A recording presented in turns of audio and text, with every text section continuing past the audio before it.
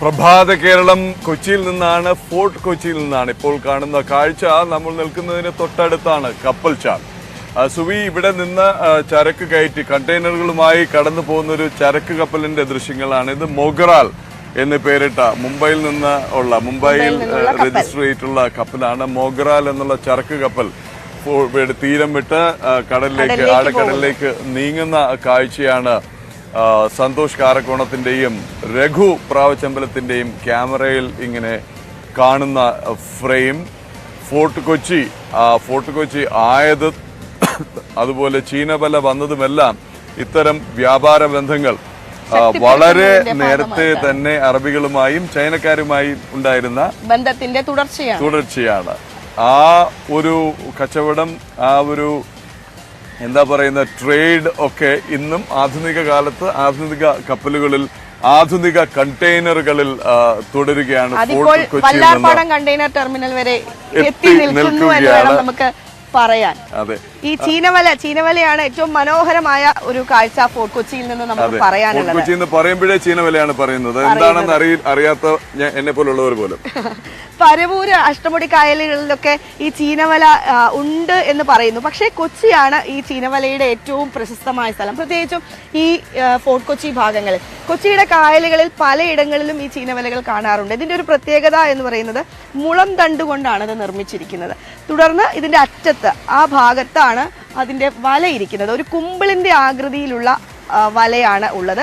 ആ വല താഴ്ത്തി വെക്കും, അതിനുശേഷം ഈ വല ഉയർത്തും. താഴ്ത്തി ഏറെ നേരം വെക്കും, അപ്പോൾ അതിനകത്തേക്ക് മീൻ കയറുന്നു, അതിനുശേഷം അത് ഉയർത്തുന്നു. പ്രത്യേകിച്ചും ഈ കരയിൽ നിന്ന് ഘടിപ്പിക്കുന്ന രീതിയിലാണ് ഈ ചീനവല ഉള്ളത്. പ്രത്യേകിച്ചും ചില ഇടങ്ങളിൽ നമ്മൾ ജലാശയങ്ങൾക്കകത്ത് കാണാറുണ്ട്. അപ്പോൾ അതിൽ തൂണിൽ ഘടിപ്പിച്ച രീതിയിലായിരിക്കും ഉണ്ടാവുക. ഏറ്റവും മനോഹരമായ കാഴ്ച എന്ന് പറയുന്നത് ഈ ചീനവലയാണ്. ഇത് രാത്രിയിലാവുമ്പോൾ ഇതിന്റെ ഒരു ഭംഗി അതിന് പറയാൻ പറ്റില്ല. ജലാശയങ്ങളിൽ ശേഷം അതായത് ഇരുട്ടായിരിക്കും, പക്ഷെ നിറയെ ചീനവലകൾ, അതിൽ ഓരോ ചെറിയ മണ്ണെണ്ണ വിളക്ക് കത്തിച്ച് വെച്ചിട്ടുണ്ടാവും.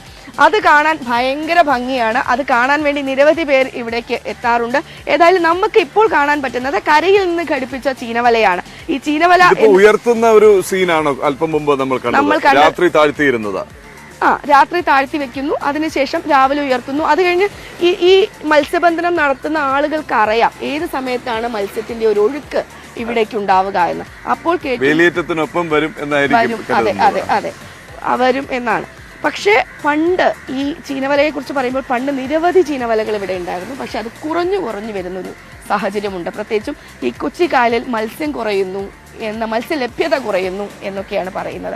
പക്ഷേ എങ്കിലും ചൈനയുമായി ഇന്ത്യക്കുണ്ടായിരുന്ന 5000 വർഷം പഴക്കമുള്ള ആ ഒരു ബന്ധത്തിന്റെ തുടർച്ച എന്ന രീതിയിൽ ഇപ്പോഴും ഇവിടെ ചീനവലകളുണ്ട്.